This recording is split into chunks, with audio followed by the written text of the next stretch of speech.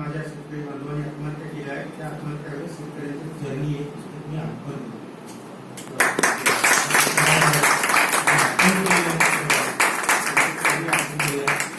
आज हा जो भाग आहे तो सुद्धा त्यांनी याच्यात उल्लेख केलेला आहे की कधी आत्महत्या कसं सुरू चक्र आहे. आज मला सांगा की शेतकरी आत्महत्या करतात आणि मगाशी जोशी साहेबांनी जसा उल्लेख केला मराठवाड्यात कदाचित तो असं होईल का दुष्काळ जास्त भाग होईल का. मी जेव्हा पुण्यात फिरतो मी नारायणपेठेत राहतो केसरीवाड्याजवळ राहतो. काही शेतकरी नवरा आणि बायको मला रस्त्याने फिरताना पैसे मागताना दिसतात काहीतरी भीक द्या म्हणून जेवायला. ही आज पुण्यात आलेले बरेचसे शेतकरी हे दुष्काळाच्या पट्ट्यातून आलेले आहेत आणि या भोसले साहेब देखील सोलापूर जिल्ह्यातील म्हणजे देखील मोठं काम केलेलं दुष्काळी पट्ट्यातून झाले आहेत. काशीराव गरांडे दुष्काळी पट्ट्यातलेच आहेत, सोलापूरचे आहेत, बार्शीचे आहेत, ते देखील तिथं काम करत आहेत. इथं काम करणाऱ्या माणसाची फार अवस्था वाईट, अनेक बाजूने ती वाईट. म्हणजे मगाशी मोळक सर सांगत होते की दुष्काळ पडला आम्ही आता याच्यात पुस्तकात उल्लेख आहे 8 दिवस 7-8 गोळ्या मिळवण्यासाठी लाईन मध्ये उभे राहतो. तसाच या पुस्तकात अजून एक उल्लेख आहे की एका फोटो आहे की खत घ्यायला पैसे नाहीत म्हणून आत्महत्या आणि आहे तो करा. मग मला सांगा की ह्या पुस्तकाचा जो सगळा फोकस आहे तो ऑर्गॅनिक फार्मिंगचं तयार करणे. मग एखाद्या गरीब शेतकऱ्याकडे एक गाई असेल किंवा एक बैल असेल तर त्याच्या शेतीपुरता नक्की तो खत तयार करू शकतो अशा प्रकारे. आणि प्लेसमेंट ऑफ मॅन्युअर किंवा फर्टिलायझर हे असल्यामुळं खत वाया जाण्याचा प्रश्न येत नाही. गवताचा प्रतिकृत प्रादुर्भाव कमी होतो. हे त्यांनी जसं त्या तंत्रज्ञान याच्यात सांगितलं की ते रुजतं त्यानंतर गवताचं बियाणं मोडतं. त्यापेक्षा त्याचं प्लेसमेंट जे आहे त्यामुळे आणखी इतर गवताला तिथं काय वाव मिळत नाहीये. काय वाव मिळायचा तो त्या मोडाला ज्वारीच्या दाण्याला किंवा ज्वारीच्या याला वाढीलाच मिळतो. हे या पुस्तकाचं वैशिष्ट्य आहे. त्याच्यातली जी प्लेसमेंट ऑफ ही अनेक फर्टिलिटी अँड फर्टिलायझर्स या पुस्तकांचं इंग्लिश पुस्तकांचं वाचन केलं आहे. हा फर्टिलिटी फर्टिलायझर्स हा विषय मी इंग्लिशला शिकवत होतो बरेच वर्ष. परंतु ज्या दिशेनं हे संपूर्ण तंत्रज्ञान बदलायचं किंवा डायरेक्शन चेंज करायचं काम आता अनेक वर्षानंतर झालंय. आज 2021 वर्षात म्हणजे आम्ही अनेक वर्ष मटेरियल वापरा वगैरे वापरतो पण ते असं वापरा आणि असं घाला तंत्रज्ञानाचे संशोधन आहे असं मला जमलं. आणि एकूणच या पुस्तकाच्या विक्रीतून येणारे जे पैसे आहेत ते पैसे असेच कार्यासाठी वापरले जाणार आहेत. ह्याच्यात देखील यांच्यात एक चौकडी त्या पुस्तकात उरलेली. अशी क्वचित माणसं असतात की जे पैसे मिळाल्यानंतर देखील मी पुन्हा तुमच्यासाठी संशोधन करेन त्यासाठी जो वापरेन किंवा चांगल्या कार्यासाठी त्या पैशाचा उपयोग होईल म्हणणारी माणसं जगात क्वचित आहे. आणि त्यापैकी एक मोडक साहेब एक आहे. त्यांची फॅमिली देखील आयडियल आहे. मला भेटला, मला निमंत्रण द्यायला तो स्वतः सुरुवातीला आला. निमंत्रण दिलं त्याला विचारलं तुला किती भाऊ किती बहिणी. नाही म्हटलं मी एकटाच. एवढं आयडियल यांचं फॅमिली प्लॅनिंग आहे मोडक साहेब. एकच आणि तो इंजिनिअरिंग आलेला आहे. मी त्याला म्हणले तुम्हाला तुमचा मुलगा फार छान आहे आणि तो तुमचं नाव काढेल असं मी त्याला घरी मला भेटायला बोलवलं. ते म्हणले कशावर मला प्रश्न विचारला. मी म्हणलं मी प्राचार्य म्हणून काम केलंय आणि त्याच्या आधी प्राध्यापक 38 वर्ष काम केलं आणि MPSC UPSCच्या अनेक क्लासेसला पुण्यातल्या शिकवलंय इन्क्लुडिंग हे ज्ञान प्रज्ञा असेल परिसर असेल कॉम्पिटिटिव्ह एक्झामिनेशनचं सेंटर असेल. अगर आमच्या ॲग्रिकल्चर कॉलेजमध्ये मी जनता क्लास पण बरेच वर्ष काम केलं. म्हणजे फक्त मुलांना मार्गदर्शन मुलगा तुमचा मला त्या लाईनमध्ये दिसला आणि तो जाऊ शकतो पुढे असं मी त्यांना आपली इव्हॅल्युएशन माझा रिपोर्ट उत्तर रिपोर्ट त्यांच्याकडे दिला. त्यांनी मला विचारलं की ठीक आहे असं म्हटलं. एकूणच त्यांचं जे सगळं प्लॅनिंग आहे ते खूप असं झपाटलेलं प्लॅनिंग आहे, वेगळं प्लॅनिंग आहे. आणि मंगळवेढ्याला देखील मी गेलो तिथे कदम साहेब आहेत की त्यांची संस्था आहे शिक्षण संस्था. त्यांनी मला बोलवलं म्हणजे माझं काही जाण्याचा योग आला तर मंगळवेढ्यामध्ये ते राहतात जिथं कामाची पण काम नाही तिथं एक टेक्निक जे शहर ओळख शहराची ओळख आहे आणि ते कदम साहेब जे आहेत तिथले ते तर असे वेळे झालेले आहेत की या मातीमध्ये सोनं आहे आणि त्या सोन्याचं त्यातलं सेपरेट कसं काढायचं, भोसले साहेब तुमचे दिल्ली साहेब सोनं कसं सेपरेट करायचं ह्याच्या वेळेत त्याच्यामध्ये ते आले की मला तेच पहिले दाखवतात. बघा आता इथपर्यंत सोन्याचे शोध आलेले आमच्या मातीत सोनं आहे, मंगळवेढ्याच्या मातीत सोनं आहे, इतके टक्के आहे, असं आहे, ते पुढे असं होणार आहे. तसंच मला साहेबांनी सांगितलं की याचं पेटेंट बनवता येईल. माझंही मी मान्सून मॉडेलचं 2003-04 मध्ये मान्सून मॉडेल काढलं आणि आता 4 दिवसापूर्वी या सभागृहात पत्रकार परिषद लढाई साहेब आम्ही होतो. पत्रकार परिषदेतील पावसाच्या अंदाज सगळं झालं. गेली 15 वर्ष मी त्या क्षेत्रात काम करतोय आणि ते जेव्हा मी मॉडेल काढलं तसं पाहिलं तर मी ऍग्रिकल्चर एक्सपर्ट अमेरिकेला गेलो, मला पाठवलं गेलं. पेरू साहेब आमचे कुलगुरू होते, महात्मा फुले कृषी विद्यापीठाचे, ते बँगलोरचे. तसं पाहिलं तर पण त्यांचं एक लक्षात आलं की मला या ट्रेनिंगमध्ये पाठवतो, मी पुढं काहीतरी निश्चित करेन. मी म्हटलं नका मला पाठवू अमेरिकेला, कारण मी पुण्यात 12 प्राध्यापक आहेत, बरेच दिवस झाले. ते मला म्हणले सापळे तुम्हाला पाठवलं तुम्ही नक्की काहीतरी करा, माझ्या मला नंबर आहे कुणाला पाठवायचं, मी तुम्हाला 5 विद्यार्थ्यांमध्ये अमेरिकेत पाठवतोय, तर जा संशोधनाचा अभ्यास करा आणि तिथून आले तुम्ही नक्की काहीतरी करा म्हणून तुम्हाला पाठवतो. आणि त्यांची श्रद्धा खातं, माझ्या वडिलांची श्रद्धा खातं मी ते मान्सून मॉडेलचं निर्मिती मी केली. व्यवस्थित आमचा ॲग्रिकल्चरचा एक्सपर्ट आहे, त्याच्यामध्ये काही कामाचा नाही किंवा तो आणणं शक्य नव्हतं. त्यावेळेला मी हे मॉडेल काढलं तर आमचे कुलगुरू जे होते आमचे देशमुख साहेब त्यांना मी दाखवलं, तर ते मला म्हणले की आपल्या आपली मॅन्डेट नाही आहे. आपलं मॅन्डेट काय, हवामान आणि शेती याचा अभ्यास केला म्हणजे पिकं. आपलं मॅन्डेट मान्सून मॉडेल काढणं नाही आहे. म्हणून म्हणजे हे बाळ तुमचं मिशन म्हणजे शास्त्रज्ञाचं बाळ. मी शास्त्रज्ञ महात्मा फुले विद्यापीठ आहे. मग मी जेव्हा बाळासाहेब थोरात कृषी मंत्री होते त्याला ते दाखवलं, मी असं असेल मान्सून मॉडेल काढले. 3-4 गोष्टी सांगते. 3-4 ते म्हणजे या भानगडीत पडला कशाला, अहो ते त्यांना जमत नाही, या एमडीला तुम्ही काम करायला. मी नवीन कामाबद्दल कसं असतं ते तुम्हाला सांगायचं. शेवटी मला 3 वर्षांनी त्यांनी जेव्हा अंदाज करेक्ट आले तेव्हा बाळासाहेबांनी सांगितलं आता ह्याचं पेटेंट करा, बिलकुल जाऊ देऊ नका, तिकडून आहे तिकडून याचं पेटेंट दिलं. तर पेटेंटची विषय आला म्हणून सांगतो, याचं निश्चितपणे पेटेंट होईल हे मी तुम्हाला सांगतो, 100% पेटेंट. कारण नवीन इन्व्हेन्शन आहे आणि याचं ऍप्लिकेशन आहे, शेतीमध्ये ऍप्लिकेशन आहे. हे काय नुसतं मशीन बनवलं असं नाही आहे. त्या मशीनचं निश्चित पेटेंट होईल आणि त्याची मी तुम्हाला पुण्यामध्ये देखील म्हणजे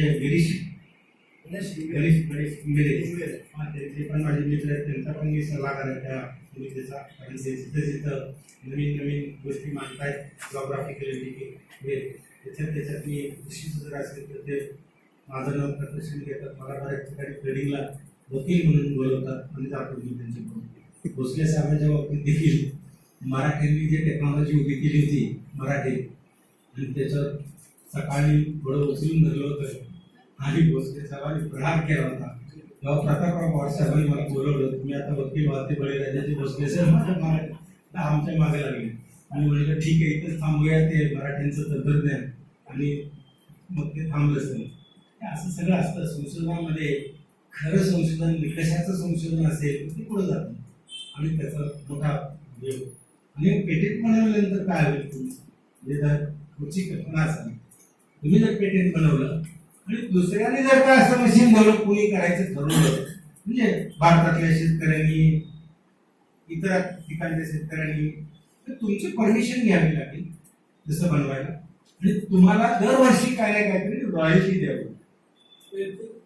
आज याचं जे जागतिक आव्हान आहे कुठलं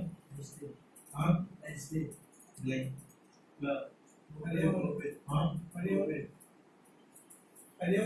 नाही आपलं हा मोठा आव्हान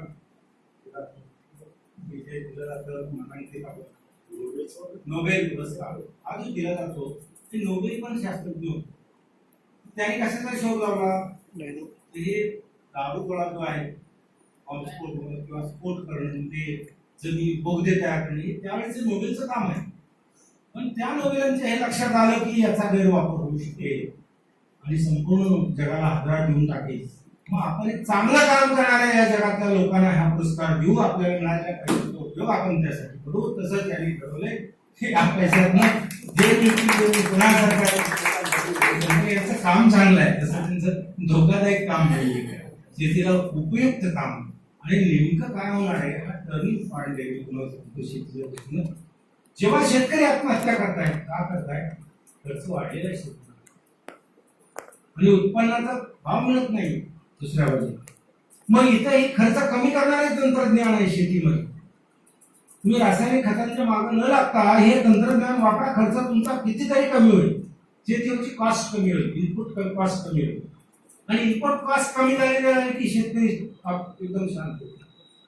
म्हणून या तंत्रज्ञानाचा प्रचार आणि प्रसार फार मोठ्या प्रमाणात करणं गरजेचं आहे. निश्चित असो, मग SCR असेल, कुणी असेल, त्यांनी या तंत्रज्ञानाचा प्रचार करणं गरजेचं आहे.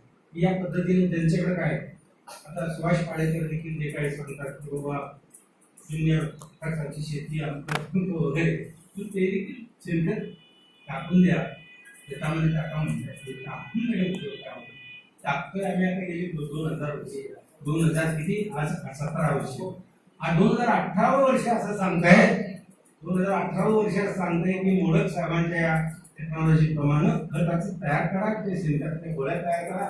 त्याच्यामध्ये फक्त त्या गोळ्या फक्त ऑर्गॅनिक शेण आहेत असं नाही, त्याच्यात ते जीवाणू पण आहे, जीवाणू ते ऑर्गॅनिक टाईपच आहे, जीवाणू पण आहे. फक्त मला त्याच्यात एक सुधारणा सांगायची, म्हणजे ते जे म्हणले की आम्ही स्प्रे सांगतोय किंवा ह्याचा म्हणजे सूक्ष्म अन्नद्रव्यांचा, ती याच्यात मिसळली तरी चालते शेणातच. ज्यावेळेस तुम्ही तुडवून ते तिचं चिखल बनवताय तेव्हा काय किलो 2 किलो काय जे आणायचे, मॅग्नेशियम, झिंक, बोरॉन काय जे असतील ती यात मिसळली तरी चालणार. त्याला काय कारण काय मिसळू शकतो, गॅस होणार नाही, काही गॅस सल्फेट्स असतात, ती सल्फेट काय गॅस नाही होणार, सल्फेट्स असतात, ती मिसळते, काय प्रॉब्लेम नाही. आणि ती एकदा मिसळली की ती कमी येतच जाते जिथं जायचं, मग ते तुमच्या स्प्रे कमी प्रमाणात जाते. तिथं तुम्ही किलो 2 किलो जर मिसळली, 2-3 किलो, 2-3 किलो, एक चांगलं प्रमाण, चांगलं फॉर्म्युलेशन तयार होईल. आणि ते एक वेगळं फर्टिलायझर तयार होईल की जे दाणेदार फर्टिलायझरला किंवा रासायनिक खतांना तोड देऊ शकेल. अशा प्रकारचं फर्टिलायझर हे तयार होईल. म्हणजे रासायनिक खत सगळ्या पिकाला पाहिजे का? गरज नाहीये. माझं देखील हे त्याबद्दलचं नेहमीचीच मत आहे. आम्ही रासायनिक खतांच्या बाबतीत सुद्धा काय झालंय की जेवढी रासायनिक खतं निघाली, रासायनिक खताने जमिनी खराब होत आहेत, अधिक वापराने खराब होत आहेत, अमुक होत आहेत, अमुक होत आहेत, याची भरपूर चर्चा होते. आज केमिकल फर्टिलायझरच्या वापराने पंजाब आणि हरियाणामध्ये कॅन्सरचं प्रमाण वाढतंय, असं एक पुढे येते. म्हणजे त्याला प्रिन्सिपल त्याला सायंटिफिक बॅकग्राऊंड आहे काय, त्याबद्दल मला म्हणायचं नाही काय, पण तिथली एक ट्रेन ही फक्त कॅन्सरची ट्रेन म्हणून जाते त्या हॉस्पिटल, असं एक बरीच माहिती येते. आपल्याला केमिकल फर्टिलायझरचा वापर कमी करणारे हे अत्यंत उपयुक्त तंत्रज्ञान आहे. याचा पुरस्कार आणि याचा प्रचार करायला लागतो आणि शेतकऱ्यांना दाखवायला. त्यात त्यांनी एक अजून एक महत्वाचा भाग म्हणलाय की आम्ही टेक्नॉलॉजीचे ट्रेनिंग देणार लोकांना, तालुक्याच्या लोकांना देणार. हे त्यांचं काम चांगलं गरीब काम. त्यासाठी त्यांना ट्रेनर शोधावे लागतो, काही ट्रेनर तयार करावे लागतील. एकट्या मोठं शिकायचं एक काम नाही, ट्रेनर बनवावं. मला 1972 सालची गोष्ट आठवते. मी तेव्हा सहाय्यक प्राध्यापक म्हणून काम करत होतो ॲग्रिकल्चर कॉलेज, आणि जपानचे लोक आले तेव्हा टीव्ही वगैरे आपल्याकडे नव्हता, पण त्यांनी ते सगळं आणलं होतं तिकडनं मटेरियल. आणि आम्ही म्हणले की फोकोकाची आम्ही तुम्हाला फिल्म दाखवणार. मला काही कल्पना येत नव्हती की फोकोका कोण आहे, त्याची फिल्म काय कशी आहे. आणि त्याने आम्हाला एक 12-14 सहाय्यक प्राध्यापक आणि प्रोफेसर यांना एका रूममध्ये काळे पडदे लावून फिल्म दाखवतो. हे असं टीव्ही टाईप त्यांनी सगळं सेटअप तिथल्या जपानमधून आणलं आणि ते दाखवली फिल्म. आम्ही प्रभावित झालो. 1 स्टार रेव्होल्युशन ही जे पुस्तक आलं, एका काळीचं संस्कार फोकोकांचं, हे अशा प्रकारे करावं लागेल. या तंत्रज्ञान ही एक प्रचारक आपल्याला उभे करावं लागतील. त्यासाठी कुठून पैसा आणणार, कुठून खर्च करणार, काय करणार, त्याची पुढे तरतूद आपल्याला पैसे पुस्तक विक्रेतून काय आहे, काय आहे. त्यांचा अजून एक महत्वाचा भाग असल्यामध्ये असं म्हटलेलं की याच्या वेगवेगळ्या भाषेमध्ये त्या आवडत्या करणार, म्हणजे कन्नड किंवा गुजराती किंवा खूप चांगलं होईल ते.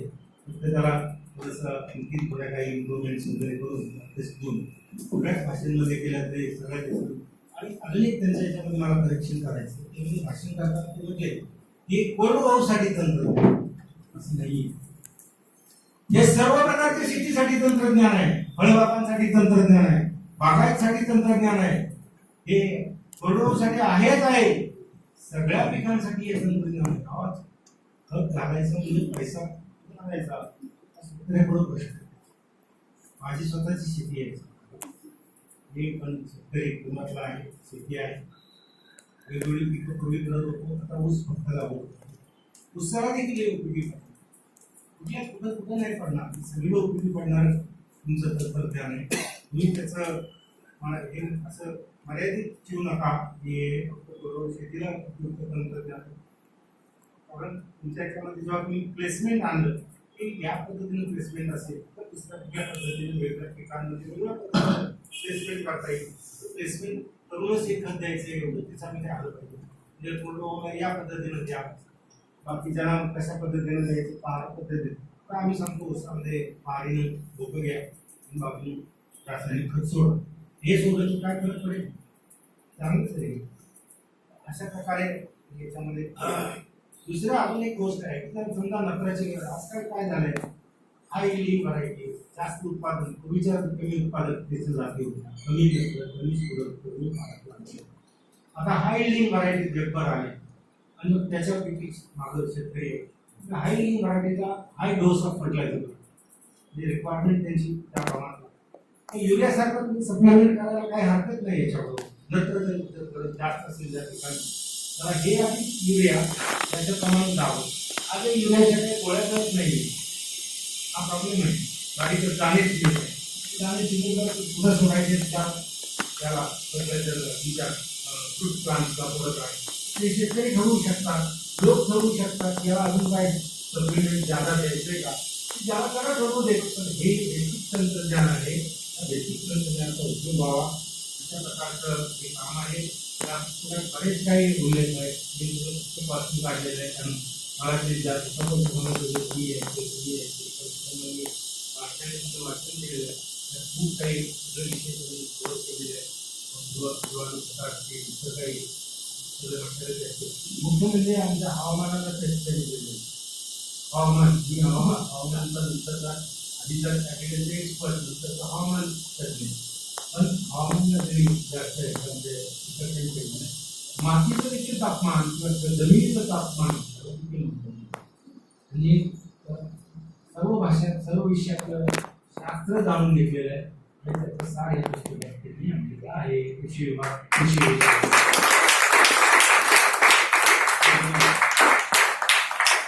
इंजिनिअरिंग आमचा engineering research engineering agriculture research म्हणजे मशिनरी.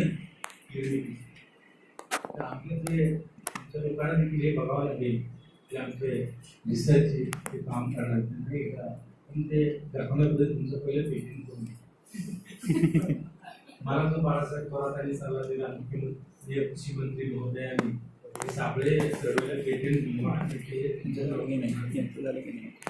मलाही सल्ला देतो त्याचं पहिलं पेटेंटला अर्ज जाऊ द्या, मग कोणाला दाखवायचे म्हणजे तुमच्या नावात तो क्लेम नाही, तो क्लेम झाला तुमचे कोण पुढे येतील तुमचा हे काय मला रॉयल्टी मागता येईल. त्यातून मग तुम्ही प्रचाराचं काम करलं तुमचे काय अशा प्रकारचे खरोखर भरत साहेबांचा ऋषी साहेबांचा